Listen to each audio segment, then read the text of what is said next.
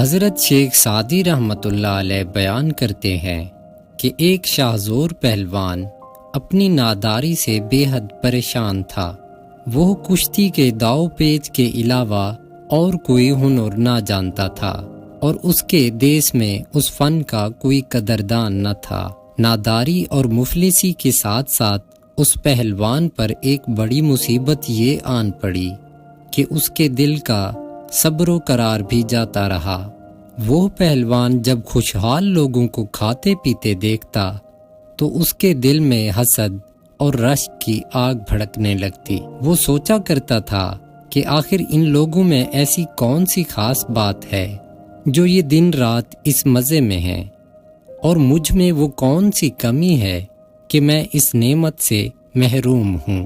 اس کے شب و روز اسی سوچ اور اسی تکلیف میں گزرا کرتے تھے۔ ایک دن وہ پہلوان اپنے ان خیالات میں گم مٹی کھود رہا تھا کہ شاید کوئی خزانہ میرے ہاتھ لگ جائے کہ اچانک اس کا پھاوڑا ایک سخت چیز سے ٹکرایا۔ اس نے جھک کر دیکھا کہ انسان کے جبڑے کی ہڈی تھی جو پھاوڑے کی ضرب سے ٹوٹ گئی تھی۔ پہلوان نے جبڑے کی یہ ہڈی دیکھی تو غیر اختیاری طور پر اس کی سوچ کا زاویہ بدل گیا اور اسے ایسا محسوس ہوا کہ جیسے یہ جبڑے کی ہڈی اس سے کہہ رہی ہو کہ اے شخص، دیکھ کے مٹی میں مل کر انسان کا کیا حال ہو جاتا ہے۔ اب یہ جبڑے کی ہڈی جو تیرے سامنے ہے، شکر کھانے والا جان یا خون جگر پینے والا سمجھ۔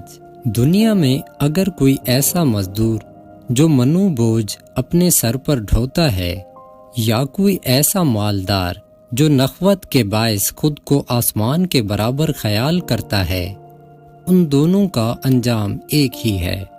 ہر قسم کی وجاہت مٹی میں مل کر مٹی ہو جاتی ہے، اور اس ناپائیدار زندگی میں کوئی چیز مستقل نہیں ماں سوائے ان نیک اعمال کے جو تو نے کیے، اور انہی نیک اعمال کی بدولت اخروی زندگی میں سکون اور آسودگی نصیب ہوگی۔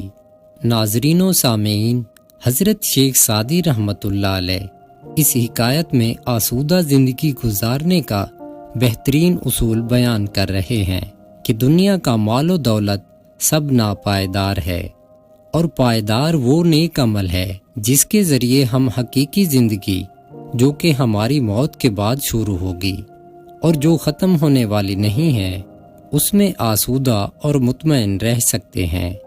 حضور نبی کریم صلی اللہ علیہ وآلہ وسلم کا فرمان ہے کہ تم میں سے بہترین انسان وہ ہے جس کا اخلاق سب سے اچھا ہے اور جو سب سے زیادہ متقی اور پرہیزگار ہے۔